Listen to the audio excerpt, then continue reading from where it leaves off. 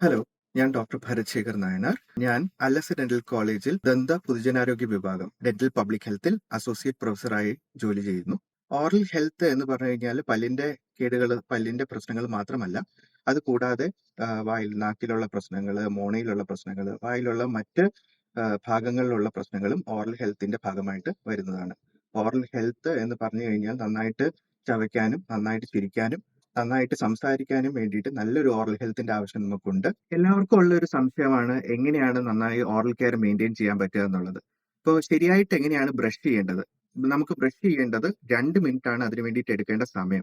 നമ്മൾ കൂടുതൽ നേരം ബ്രഷ് ചെയ്തുകൊണ്ടിരുന്ന് കഴിഞ്ഞ് കഴിഞ്ഞാൽ പ്രത്യേകിച്ച് കൂടുതൽ വൃത്തി ഉണ്ടാവും എന്നില്ല. നമ്മൾ ബ്രഷ് ചെയ്യുമ്പത്തേനും വൃത്താകൃതിയിൽ വേണം ബ്രഷ് ചലിപ്പിക്കാൻ വേണ്ടിയിട്ട്. അത് കൂടാതെ മുകളിലത്തെ പല്ലുകളിലാണെങ്കിൽ മോണയിൽ നിന്ന് താഴോട്ടും, താഴത്തെ പല്ലുകളാണെങ്കിൽ മോണിൽ നിന്ന് മുകളിലോട്ടും ബ്രഷ് ചലിപ്പിക്കേണ്ടതാണ്. പലതരത്തിലുള്ള ബ്രഷുകൾ ഇന്ന് അവൈലബിൾ ആണ്. നമുക്ക് medium, soft, hard, ultra soft അങ്ങനെയുള്ള പല ബ്രഷുകൾ അവൈലബിൾ ആണ്. ഇന്ന് നമുക്ക് കിട്ടുന്നതിൽ നമുക്കൊരു മീഡിയം ബ്രഷ് ഉപയോഗിച്ച് സാധാരണ രീതിയിൽ നമുക്ക് ബ്രഷ് ചെയ്യാവുന്നതാണ്. പിന്നെയുള്ളൊരു സംശയമാണ് നമ്മൾ ബ്രഷ് ചെയ്യേണ്ടത് എത്ര തവണയാണെന്നുള്ളത്. 2 തവണയാണ് ബ്രഷ് ചെയ്യേണ്ടത്, രാവിലെയും രാത്രിയും. അത് കൂടാതെ ബ്രഷ് എപ്പോൾ മാറണം, എപ്പോഴാണ് നമ്മളൊരു ബ്രഷ് മാറ്റേണ്ടത്? 3 മാസം കൂടുമ്പോഴാണ് നമ്മളൊരു ബ്രഷ് മാറ്റേണ്ടതുള്ളത്. അത് കൂടാതെ നമുക്ക് പ്രത്യേകിച്ച് എളുപ്പത്തിൽ കണ്ടെത്താൻ പറ്റുന്നത് ബ്രഷിന്റെ നാരുകൾ വളയുന്നതായിട്ട് കാണുകയാണെങ്കിൽ ബ്രഷ് മാറാനുള്ള സമയമായി എന്നുള്ളതാണ് അർത്ഥം. നിങ്ങൾ 1 മാസം കൊണ്ട് തന്നെ നിങ്ങളുടെ ബ്രഷിന്റെ നാരുകൾ വളയുന്നതായി കാണുകയാണെങ്കിൽ അതിന്റെ അർത്ഥം നിങ്ങൾ കൂടുതൽ ഫോഴ്സ് ഉപയോഗിച്ചിട്ടാണ് ബ്രഷ് ചെയ്യുന്നതെന്നും അത് പെട്ടെന്ന് മാറ്റേണ്ട സാഹചര്യമുണ്ടെന്നും നിങ്ങൾ ഫോഴ്സ് കുറയ്ക്കേണ്ടതുണ്ടെന്നുള്ളതാണ് അത് കാണിക്കുന്നത്.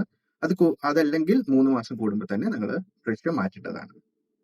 എന്താണ് ഫ്ലോസിംഗ്? ഓറൽ കെയറിൽ ഫ്ലോസിംഗ് ആവശ്യമായിട്ടുള്ള കാര്യമാണോ എന്നുള്ളത് സാധാരണ എല്ലാവർക്കും ഉള്ള ഒരു സംശയമാണ്. ഫ്ലോസ് എന്ന് പറഞ്ഞു കഴിഞ്ഞു കഴിഞ്ഞാൽ പല്ലിന്റെ ഇടയിൽ ക്ലീൻ ചെയ്യാൻ വേണ്ടി, 2 പല്ലുകളുടെ ഇടയിലോട്ട് ക്ലീൻ ചെയ്യാൻ വേണ്ടി ഉപയോഗിക്കുന്ന ഒരു വാക്സ് ചെയ്ത ഒരു നൂലാണ് ഫ്ലോസ് എന്ന് പറയുന്നത്. ഇത് എല്ലാ ഫാർമസിയിലും ഇന്ന് അവൈലബിൾ ആണ്. അപ്പോൾ നമുക്ക് ഫ്ലോസ് ഉപയോഗിക്കാനുള്ളത് 2 വിരലിലോട്ട് ഈ ഫ്ലോസിന്റെ നൂല് എടുത്ത് ആ 2 പല്ലുകളുടെ ഇടയിലോട്ട് കയറ്റി ഒരു സി ഷേപ്പിലാക്കി അതിനെ ക്ലീൻ ചെയ്യേണ്ടതാണ്. പല്ലുകളുടെ ഇടയിൽ പലപ്പോഴും ബ്രഷ് എത്താറില്ലാത്തത് കൊണ്ട് പല്ലുകളുടെ ഇടയിൽ ഭക്ഷണം അടിഞ്ഞിരിക്കാൻ സാധ്യതയുണ്ട്. അല്ലെങ്കിൽ കഴിച്ചു കഴിയുമ്പോൾ ഉള്ള നാരുകളൊക്കെ പല്ലിന്റെ ഇടയിൽ പെട്ടുപോകാറുണ്ട്. ഇതെല്ലാം ഫ്ലോസിങ്ങിലൂടെ നമുക്ക് ക്ലീൻ ചെയ്യാൻ പറ്റുന്നതാണ്. അത് കൂടാതെ എല്ലാ ദിവസവും പല്ല് തേച്ച് കഴിഞ്ഞിട്ട് ഫ്ലോസ് ചെയ്യുന്നതും പല്ലുകളുടെ ആരോഗ്യത്തിന് വളരെ ഇമ്പോർട്ടന്റ് ആണ്. പലരും ചോദിക്കുന്ന ഒരു ചോദ്യമാണ് ഫ്ലോസിങ്ങിന് പകരമോ അല്ലെങ്കിൽ ബ്രഷിങ്ങിന് പകരമോ മൗത്ത് വാഷ് ഉപയോഗിക്കാൻ പാടുണ്ടോ എന്ന്.